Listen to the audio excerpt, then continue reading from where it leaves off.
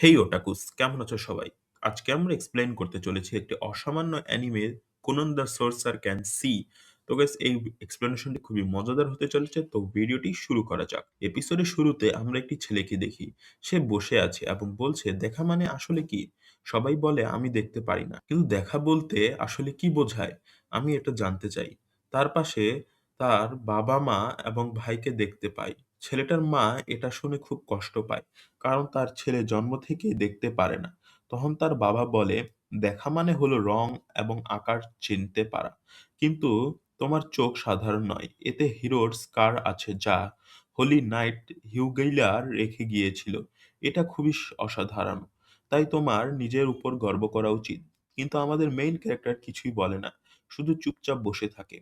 তখন পাশের দুজন মেয়েট কথা বলছিল। তারা বলে ছেলেটার জন্য তাদের খুব খারাপ লাগে। এখানেই আমরা জানতে পারি মেইন ক্যারেক্টারের নাম কুনন এবং সে জন্ম থেকে অন্ধ। এরপর সিন পরিবর্তন হয়। এক মেইড কুইনকে তার শিক্ষকের সাথে নিয়ে যাচ্ছে ম্যাজিক শেখানোর জন্য। কিন্তু কুনন বলে আমি ম্যাজিক শিখে কি করব? আমি তো ঠিকমতো দেখতেই পারি না। মেইড বলে ম্যাজিক খুব অসাধারণ জিনিস এবং এটা শেখা অনেক মজাদার। অবশেষে কুন তার শিক্ষকের কাছে পৌঁছায়।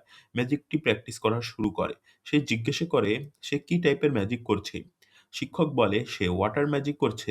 শিক্ষক ভুল করে তার চোখের আকার নিয়ে কিছু কথা বলে ফেলে। পরে ক্ষমাও চায়। কিন্তু কুনন বলে, না তুমি ঠিক বলেছ। আমি ম্যাজিকের সাহায্যে নিজের চোখ নিজেই তৈরি করতে চাই। এখান থেকেই তার জীবনের নতুন আশার জন্ম হয়। এরপর আমরা দেখি কুনন খাবার খাচ্ছে এবং তার পার্সোনাল মেইড ইকো তার সাথে মজা করছে। তখন তার শিক্ষক এসে তাকে বই পড়তে শুরু করে।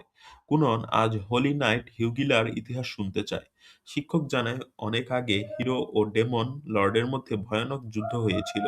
হিউগিলা নামের হিরো ডেমন লর্ডকে হারায়, কিন্তু তার বিনিময়ে নিজের চোখের দৃষ্টি, এক হাত ও এক পা হারায়। এরপর যদি কোনো শিশু এই তিনটির কোনো একটি ছাড়া জন্মায়, তাকে হিরোর পুনর্জন্ম বলে মনে করা হয়, যাকে হিরো স্কার বলা হয়। এরপর কুন ম্যাজিক প্র্যাকটিস করতে গিয়ে ক্লান্ত হয়ে পড়ে। সে বুঝতে পারে তাকে আরো শক্তিশালী হতে হবে। তাই সে বেশি খাওয়া ও স্ট্যামিনা বাড়ানোর কথা ভাবে।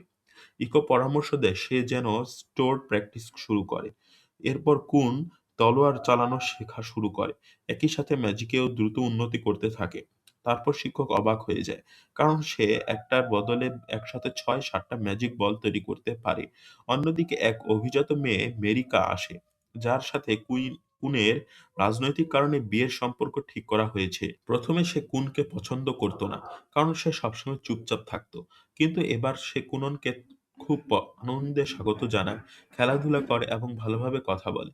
এতে মেরিকা খুব খুশি হয়ে যায়। এদিকে কুনন এত দ্রুত ম্যাজিক শিখছে যে তার ম্যাজিক শিক্ষক চিন্তায় পড়ে যায়। কারণ শেখানোর মতো নতুন কিছু তার কাছে আর ছিল না। পরের দিন শিক্ষক তাকে ম্যাজিকের নতুন দিক শেখায়, তাপমাত্রা ও বৈচিত্র্যতা। কুনন খুব দ্রুত সব শিখে ফেলে। একদিন কফির জন্য গরম পানি বানাতে গিয়ে কুনন হঠাৎ অনুভব করে সে কিছু একটা দেখতে পেয়েছে। সে বুঝতে পারে ম্যাজিকের মাধ্যমে সে প্রথমবারের মতো রং অনুভব করেছে। এই খবর শুনে তার বাবা-মা খুব খুশি হয়। কিন্তু পরে প্র্যাকটিস করার সময় কুনন একটি বড় লাল ম্যাজিক বল তৈরি করে, যা বিস্ফোরিত হয়ে তার উপর পড়ে যায়। তার মা সেটা দেখে খুব ভয় পেয়ে যায় এবং অজ্ঞান হয়ে যায়। কারণ লাল রং রক্তের রঙের মতো লাগে। এভাবেই ১ম এপিসোড শেষ হয়ে যায়। তো কমেন্ট করে জানাও তোমাদের এপিসোড কেমন লাগলো আর এক্সপ্লেনেশন কেমন লাগলো। ভালো থাকলে লাইক করা এবং চ্যানেলটি সাবস্ক্রাইব করতে ভুলবে না। তো আসসালামু আলাইকুম গাইস।